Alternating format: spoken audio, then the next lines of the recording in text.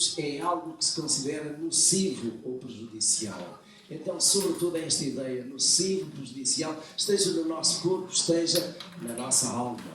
Em termos informáticos também esta palavra entrou e tem aí o vírus na informática, que é uma instrução ou série de instruções parasitas introduzidas num programa e suscetíveis de provocar diversas perturbações do funcionamento do computador. Seja no computador, seja no telemóvel. De facto, às vezes nós acabamos por pegar nestes instrumentos pensando que está toda a informação ali e às tantas o vírus veio e infectou e nós não conseguimos aceder a essa informação. Então o vírus é esta coisa nociva, prejudicial, que entra nos sistemas e que de algum modo perturba, altera, complica. Em termos espirituais, também o homem está contaminado com o vírus. E vamos passar ao slide seguinte, em que aí ainda tem, e eu achei interessante esta imagem, que é naturalmente composta aí de vários tipos de vírus e como eles se apresentam, sendo que ao lado mais direito tem aquilo que os médicos consideram que seja a estrutura ou a aparência deste vírus, coronavírus, que já matou mais de 700 pessoas e não vai ficar por aí. Vai se alastrar, com certeza vai atingir alguns milhares, e não estou a querer ser profeta da desgraça com isto, mas apenas procurando ler aquilo que é informação. Então, aquilo que de facto é tão pequenino, mas que acaba por causar tanto mal. E, meus irmãos, tão pequenino, causando tanto mal. Uma coisa que, à partida, não se vê, não se nota, mas que, estando lá, entrando lá, acaba por ser altamente destrutivo. O slide seguinte, então, leva-nos exatamente para considerar o primeiro ponto da minha mensagem, que é o vírus de todo o mal. E o vírus de todo o mal, no plano espiritual, meus irmãos, é claramente, para mim, a desobediência. A desobediência é um vírus que atacou de enfermidade mortal o ser humano. Mas, antes de analisarmos o texto bíblico, e já lá iremos rapidamente, dizer isto, que só há desobediência ou obediência quando há mandamentos, quando há leis, quando há regras, quando há normas, porque a obediência ou a desobediência tem a ver exatamente com essas leis, com essas normas, que são obedecidas ou desobedecidas, que são simplesmente ignoradas, que há um virar de costas, que há uma ignorância total e um desprezo total por essas leis. E isso tem a ver exatamente com a nossa postura, com a nossa forma de olhar para essas leis. Então, se não houver leis, não há, naturalmente, qualquer infração, porque tudo nos é lícito, tudo eu posso fazer. Deus, quando criou o homem, criou-o perfeito. E criou-o perfeito, mas determinou exatamente uma ordem muito específica. Eu gostaria, então, assim que nós pudéssemos começar a abrir a Escritura, porque tudo se baseia naquilo que ela nos diz, no livro de Gênesis, no capítulo 2, versículos 16 e 17. E aí, depois de Deus ter criado o homem, depois de Deus ter olhado e visto que tudo era bom, em todos os aspectos, em todas as áreas da criação, tendo criado o homem também, comissionou-o, responsabilizou-o por cuidar de toda essa criação. Mas ao homem, especificamente, deu uma ordem. E essa está no capítulo 2 de Gênesis, versículos 16 e 17, e diz assim: ordenou o Senhor Deus ao homem, dizendo: de toda a árvore do jardim podes comer livremente, mas da árvore do conhecimento do bem e do mal, dessa não comerás, porque no dia em que dela comeres, certamente morrerás. Podes comer de todas, exceto daquela. Aquela árvore estava proibida, estava interdita. O homem não poderia de modo nenhum desobedecer. E enquanto o homem obedecesse, enquanto o homem comesse do fruto de todas as árvores, exceto daquela, o homem continuaria no seu estado de perfeição, continuaria em íntima comunhão com Deus, sem que houvesse algum problema. Mas Deus procurou aqui mostrar exatamente o limite até onde o homem podia ir, que ao mesmo tempo iria significar se ele era obediente ou não ao Deus Criador. Na certeza de que A desobediência a esta ordem de Deus acarretaria a morte. A desobediência traria uma punição, podemos dizer uma punição severa, da qual todos nós enfermamos, da qual todos nós estamos sujeitos, que é a morte não apenas física, mas espiritual. O homem ou a mulher desobedeceram. E, ao desobedecerem, geraram mal, e mais mal, e ainda mais mal. E este mal tornou-se como que um vírus mortal que acabou por tocar toda a humanidade. Um pouquinho mais adiante, no capítulo 6, verso 5, quando Moisés escreveu este livro, tal como os outros do chamado Pentateuco, ele recebeu esta informação da parte de Deus, porque Moisés não estava lá, certamente, mas ele recebeu toda esta informação da parte de Deus para que ele pudesse ser, digamos, o transmissor de tudo aquilo que tinha acontecido nos primórdios. E no capítulo 6, no versículo 5, nós vemos como esta maldade se tornou praga em todo o mundo. E no verso 5 lemos assim: viu o Senhor que era grande a maldade do homem na terra, e que toda a imaginação dos pensamentos do seu coração era má continuamente. A maldade do homem era tremenda. E que a imaginação dos seus pensamentos, e Deus criou o homem com um pensamento, com uma riqueza, com uma capacidade criativa, que, digamos, sendo para o bem, faria coisas tremendas, e de certo modo faz. Nós maravilhamos, com certeza, daquilo que é a criação, a invenção do ser humano nos mais diversos domínios da ciência, que são tão úteis para nós, para o nosso bem-estar, para o nosso viver, mas que, levados para o mal, são perniciosos, são altamente terríveis. A desobediência de Adão não apenas afetou a sua descendência mais direta, mas chegou até nós, e particularmente nos dias de Jesus, quando o apóstolo Paulo, um pouco mais tarde, faz esta referência, ligando aquilo que é a maldade que graça nos nossos dias com aquilo que veio desde os dias de Adão e Eva. Em Romanos capítulo 5, quando Paulo descreve bastante aquilo que é a desobediência humana, aquilo que é toda a consequência dessa desobediência, ele diz, capítulo 5 de Romanos, verso 12: portanto, assim como por um só homem entrou o pecado no mundo, e pelo pecado a morte, assim também a morte passou a todos os homens, porquanto todos pecaram. E no verso 19 ele diz explicitamente: porque assim como pela desobediência de um só homem muitos foram constituídos pecadores, assim também pela obediência de muitos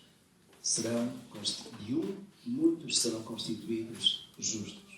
E, meus irmãos, eu fico fascinado exatamente com isso. Cada vez que nós olhamos para a Escritura e a lemos com a devida atenção do Gênesis ao Apocalipse, nós vemos que exatamente este é o dilema: desobedecer ou obedecer, desobediência, obediência, fazer aquilo que Deus manda ou ir contra aquilo que Deus manda. Este é o cerne de tudo aquilo que nós encontramos na Escritura.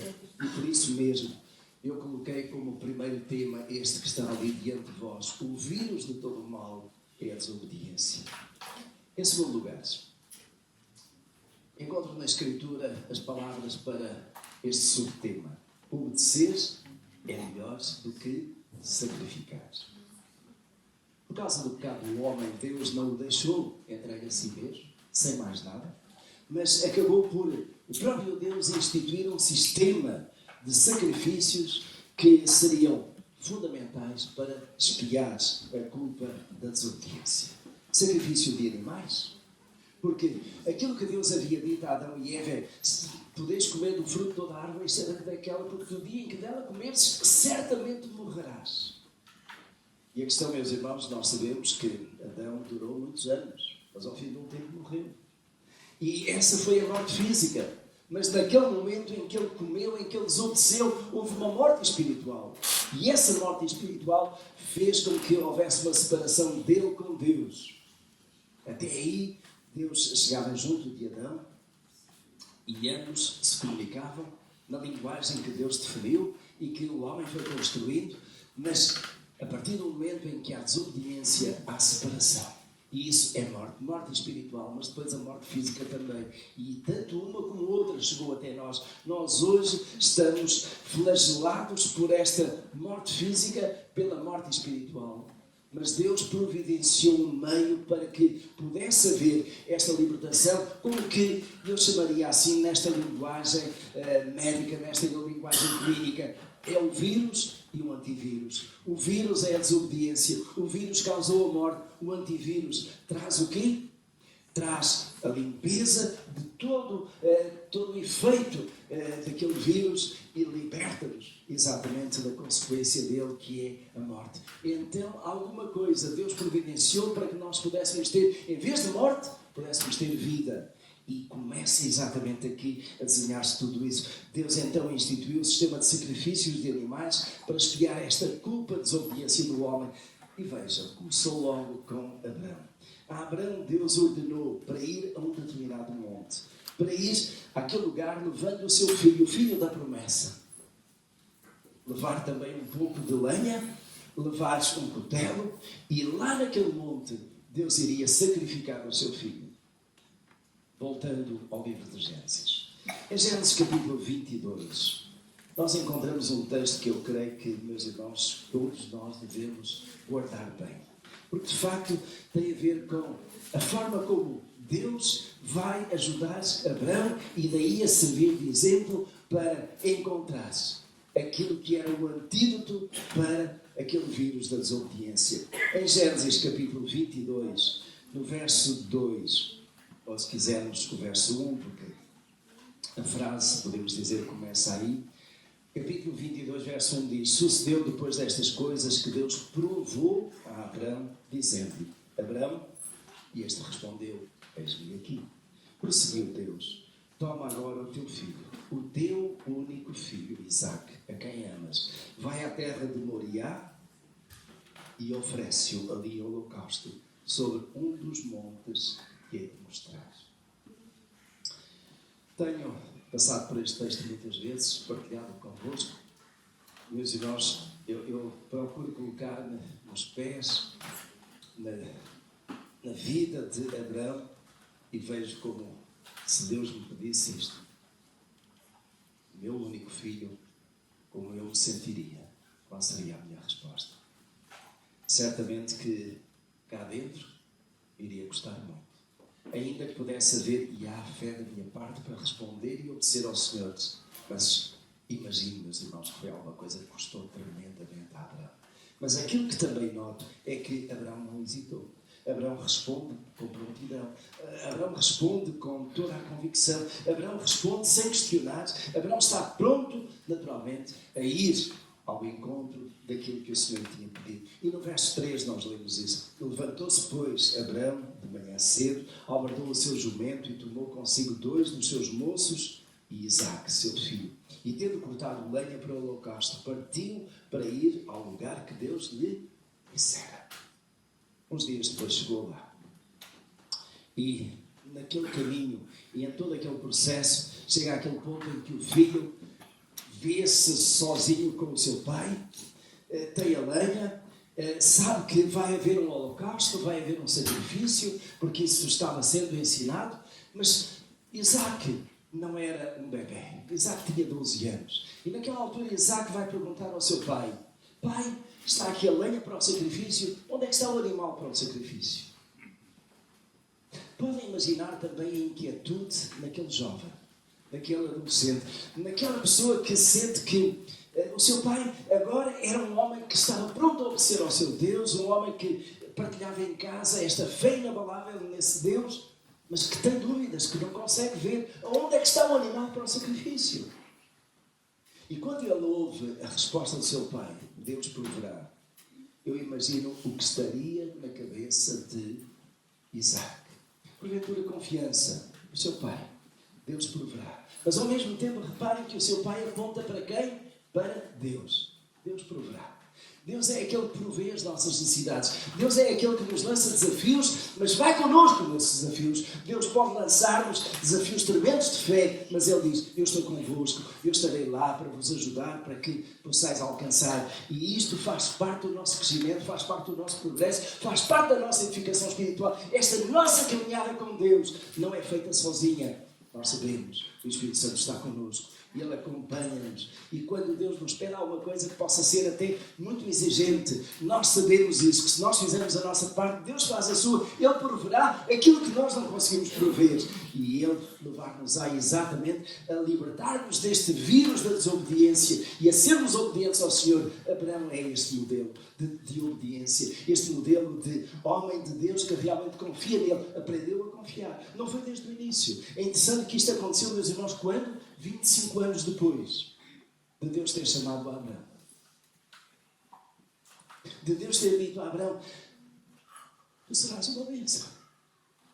Em ti serão benditas todas as famílias da terra. Traz uma grande descendência. E agora, reparem, este único filho da promessa. Deus está a pedir para que seja sacrificado.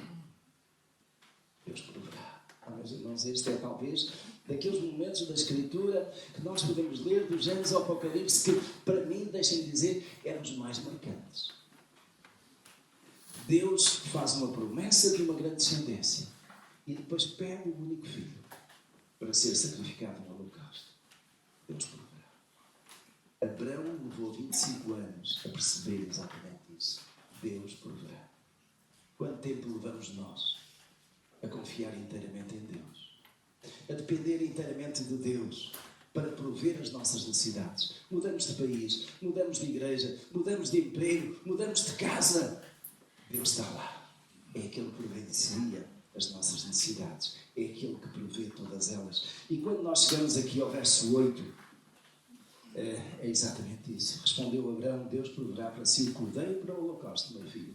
E os dois iam caminhando juntos.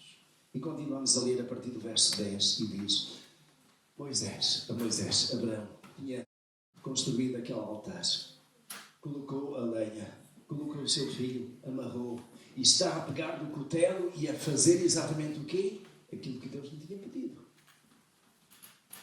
E é nessa altura. Vejam, meus irmãos, como isto é tão significativo.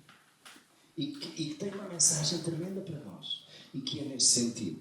Vejam, o verso 10 diz, e estendendo a mão, pegou no cutelo para imolar o seu filho. Mas o anjo do Senhor lhe bradou desde o céu e disse, Abraão, Abraão. Ele respondeu, eis-me aqui. Então disse o anjo, não estendas a mão sobre o mancebo e não lhe faças nada, porque agora sei que temes a Deus, visto que não me negaste o teu filho, o teu único filho. Meus irmãos, há vários elementos aqui que eu não posso deixar escapar. Sem referenciar primeiramente. Deus levou Abraão até ao limite. Deus levou Abraão até ao limite. E às vezes, meus irmãos, nós, na nossa vida, somos levados até ao limite. Pensamos que já não aguentamos mais. Mas é exatamente no limite que Deus diz, para, eu estou aí. Exatamente. Deus quer provar a nossa fé e Ele muitas vezes leva-nos até ao limite. Mas qual é o limite a que Deus nos leva? É aquele que Deus sabe que é o limite, que é o nosso limite. E às vezes nós pensamos, o meu limite está aqui, eu não aguento mais.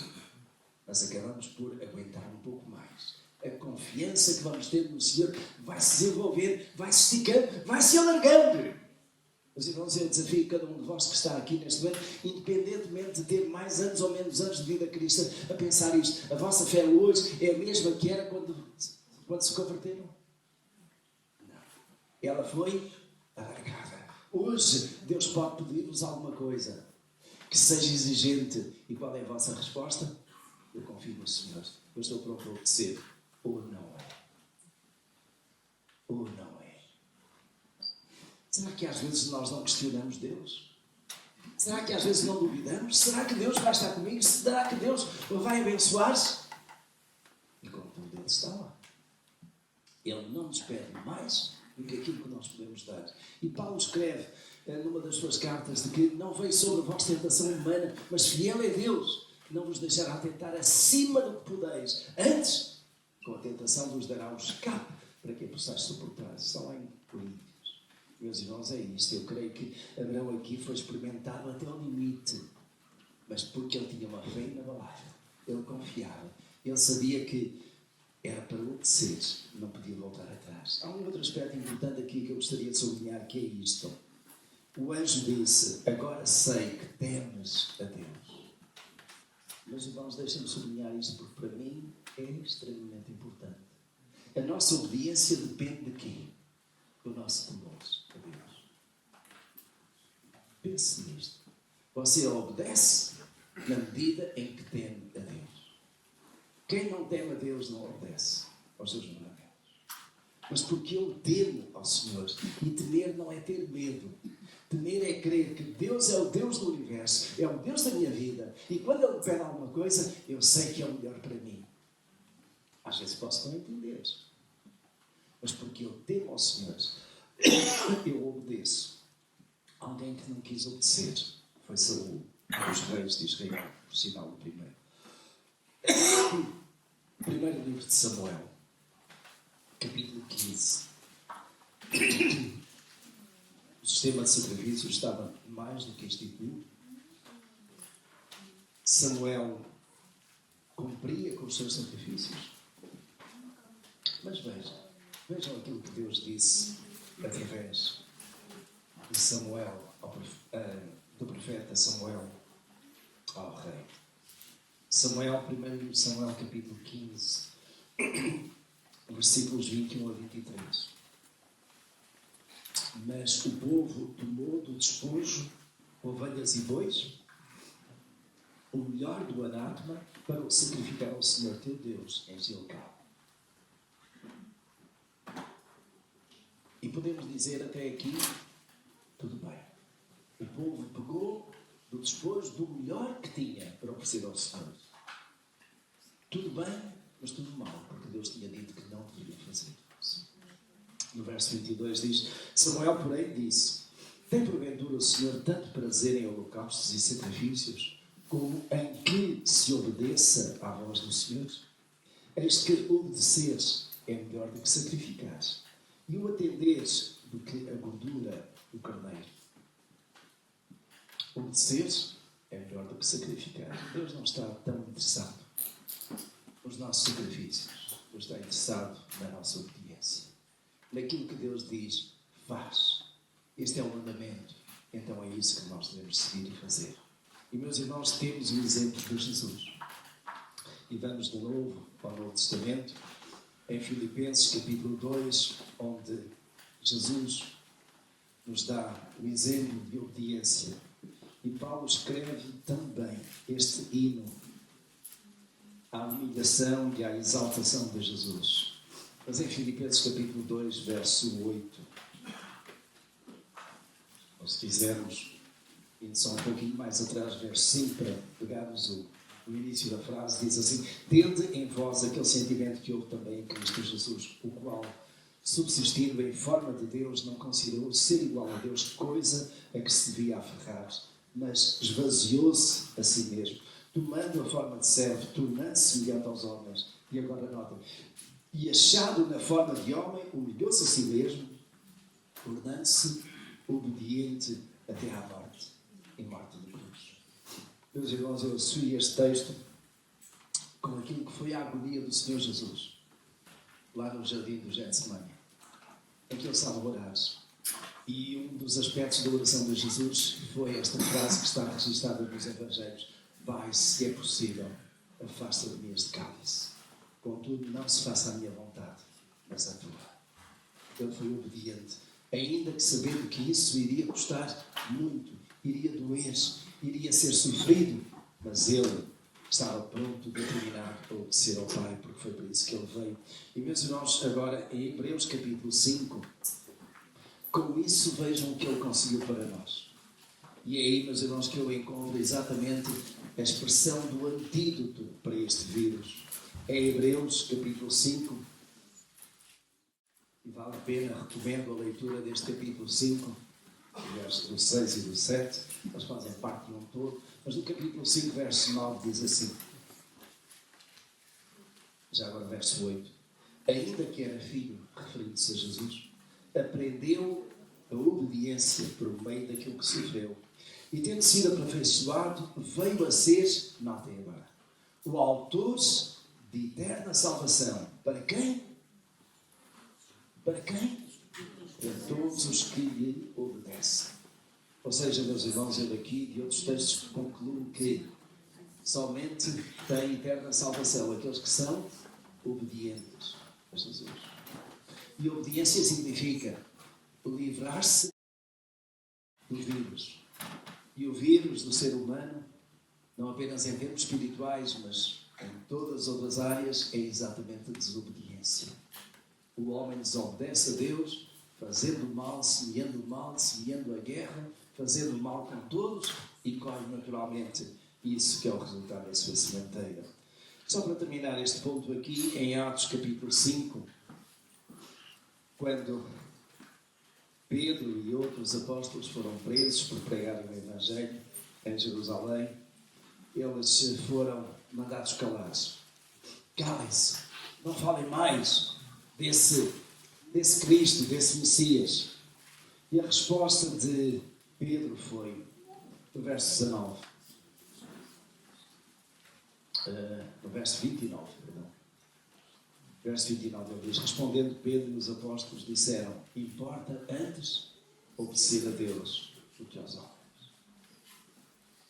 E antes seja daquilo que fores, para quem é que vai a sua obediência? Para Deus ou para os homens? Você está pronto a obedecer primeiramente aos homens ou a Deus? Às vezes isto é conflituoso, não é, meus irmãos? Fazer a escolha certa. Mas lembrando exatamente este ponto, obedecer é melhor do que sacrificar. E passamos ao terceiro e último ponto. Tem a ver connosco. E nós? Em que é que nós devemos obedecer? Eu gostaria de colocar aí, rapidamente, alguns textos. Primeiramente, Jesus falou dos 2 mandamentos. Claro, nós temos 10 mandamentos na Escritura. E quando Jesus foi confrontado acerca deles, capítulo 22 de Mateus, ele resumiu esses 10 mandamentos a 2. Eu vou ser rápido aqui, estou a aproximar-me do fim, mas Mateus capítulo 22, verso 34 em diante. Os fariseus, quando souberam que ele fizera emudecer os saduceus, reuniram-se todos. E um deles, doutor da lei, para o experimentar, interrogou, dizendo, Mestre, qual é o grande mandamento da lei? Respondeu Jesus, amarás ao Senhor teu Deus de todo o teu coração, de toda a tua alma e de todo o teu entendimento. Este é o grande e primeiro mandamento. E o segundo, semelhante a este, é amarás ao teu próximo como a ti mesmo. Destes 2 mandamentos depende toda a lei e os profetas. Se os irmãos querem um resumo dos 10 mandamentos, eles estão aí. Amarás ao Senhor teu Deus sobre todas as coisas e ao teu próximo como a ti mesmo. E se forem lá ver os 10 mandamentos, os primeiros 4 têm a ver com Deus. Os outros 6 têm a ver com o próximo. Começando onde? Em casa. Honra teu pai e tua mãe e vai por aí fora. Então, nós estamos obrigados, conclamados, a obedecer aqui, para já estes 2 mandamentos. Mas Jesus falou aos seus discípulos de um outro mandamento, um novo mandamento. E isso vamos encontrar em João, capítulo 13. Jesus estava mesmo a chegar-se ao tempo em que ele iria ser sacrificado. E ele juntou os seus discípulos e lavou-lhes os pés. E depois de ter lavado os pés, Jesus disse-lhes isto. João capítulo 13, versículo 34 e 35. Um novo mandamento vos dou, que vos ameis uns aos outros, assim como eu vos amei. Que também vós vos ameis uns aos outros. Reparem o que ele diz a seguir. Nisto conhecerão todos que sois meus discípulos, se tiverdes amor uns pelos outros. Então, 2 mandamentos, nos quais se resume toda a lei dos profetas, mas depois ele colocou esta nota, característica de Jesus. Um novo mandamento vos dou, que vos ameis uns aos outros. E, meus irmãos, isto seria prova de obediência. No capítulo 14 de João, no versículo 15, diz, se me amardes, guardareis os meus mandamentos.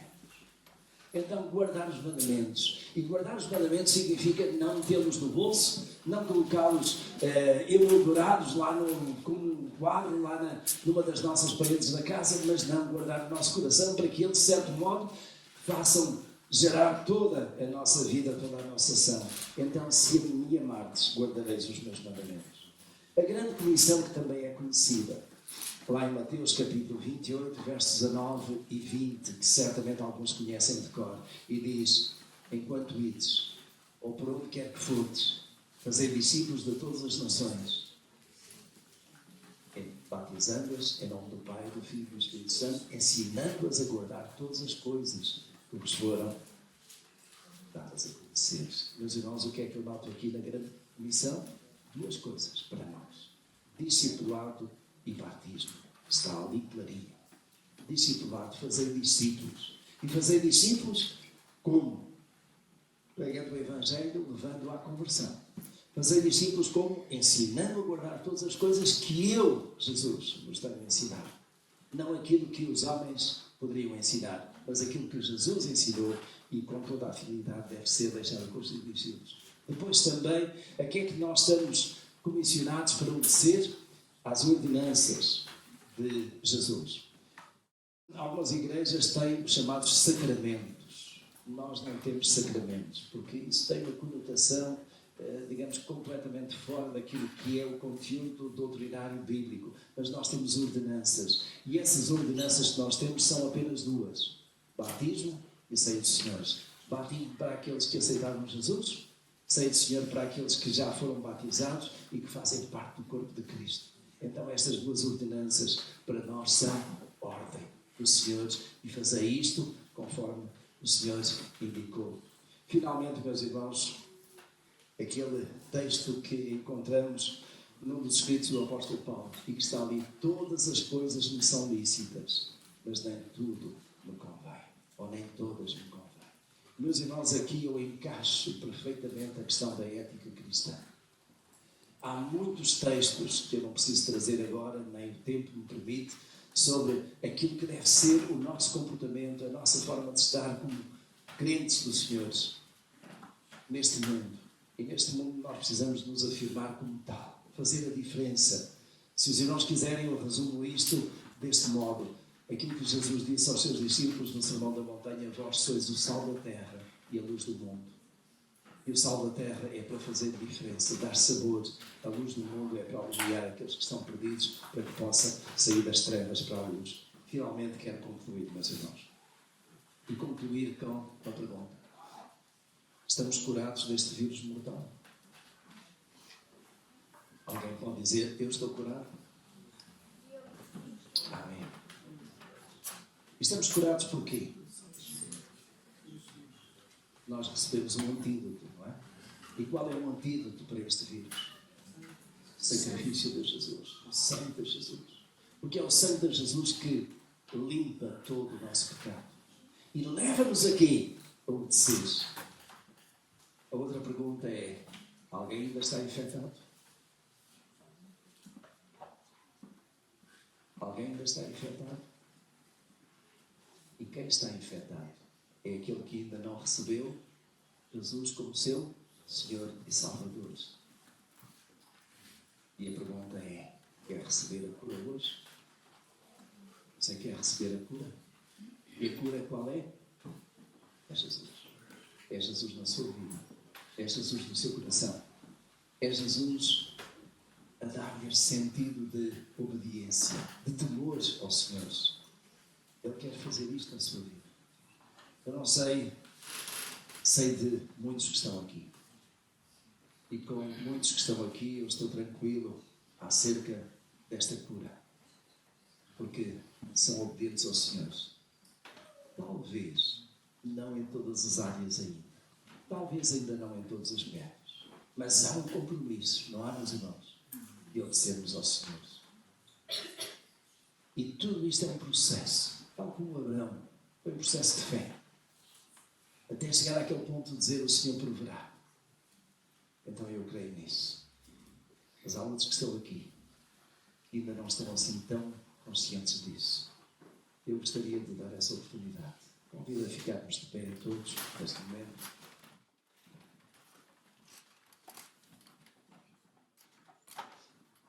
Alguém que está aqui no nosso meio que já está curado, já entregou a sua vida ao Senhor, está pronto a dizer, como Isaías disse: Senhor, eis-me aqui, envia-me a mim. Senhor, toma a minha vida nas tuas mãos, dirige. Então eu gostaria que neste momento dissesse apenas uma coisa: Senhor, muito obrigado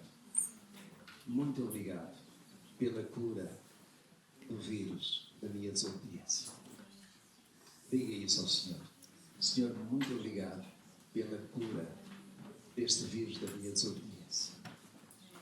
Mas alguém que está aqui que ainda não pode dizer isso, porque ainda está a lutar no seu coração, ainda está ali entre obedecer ou não obedecer, entre dizer: Senhor, toma a minha vida nas tuas mãos, limpa-me, liberta-me completamente. Eu quero aceitar o Senhor Jesus como meu único e suficiente Salvador e quero fazê-lo agora. Então eu gostaria que tivesse esta oportunidade. Desde que Jesus cura a sua vida espiritual, e curando a sua vida espiritual, Ele cura a sua vida emocional, a sua vida material, cura a sua vida física. O Senhor trabalha e opera através disso, através de dentro. Mas para isso Ele precisa de entrar. E não é como nós encontramos no Apocalipse aquelas palavras que Jesus dirigiu à igreja de Laodiceia: eis que estou à porta e bato. Jesus está à porta do seu coração neste momento. Ele quer entrar na sua vida. Deixe que Ele entre. Não resista mais. Deixe que Ele entre na sua vida, que Ele a transforme, que Ele cure a sua vida espiritual. Eu não tenho nenhum medicamento aqui para a sua cura. Ele já está, já existe, foi providenciado por Jesus. Somente Jesus tem a cura para a sua vida espiritual. Eu apenas sou o pregador disso, mas também sou testemunha daquilo que Jesus fez na minha vida. Então eu convido agora, onde você estiver, levante a sua mão, ou se quiser venha aqui à frente, dizendo: eu aceito na minha vida esta cura para a minha enfermidade espiritual. Eu aceito Jesus como meu Senhor e Salvador. Venha agora de onde está. Eu quero orar por si, quero recebê-lo aqui à frente, quero dar-lhe um abraço em nome desta igreja, recebê-lo na fraternidade desta igreja. Venha aceitando o Senhor Jesus como seu único e suficiente Salvador. Não sei se já o fez há algum tempo, mas se ainda não manifestou isso, então venha agora. Não saia daqui deste lugar infectado. Não saia deste lugar com o seu coração manchado pelo pecado e desobediência. Aceite o Senhor Jesus. Obedeça. Eu creio. Não é a minha voz, é a voz do Senhor neste momento a tocar em si. Ele quer tocar na sua vida e transformar a sua vida. Vou convidar-te, muito brevemente, venha aqui à frente. Aceite o Senhor Jesus como seu único e suficiente Salvador. Quer fazer isso agora? Se ainda não foi batizado, já é crente, mas ainda não foi batizado e quer tomar também a decisão de ser discipulado, de ser ensinado, instruído nas Escrituras, então venha aqui à frente também neste momento. Nós temos vários que estão a ser discipulados e, se Deus quiser, dentro de poucas semanas teremos batismos. Mas há todo um processo aí. Aceite o Senhor Jesus. Alguém mais? Vamos terminar com uma palavra de oração. Eu vou pedir que o pastor Givas nos dirija.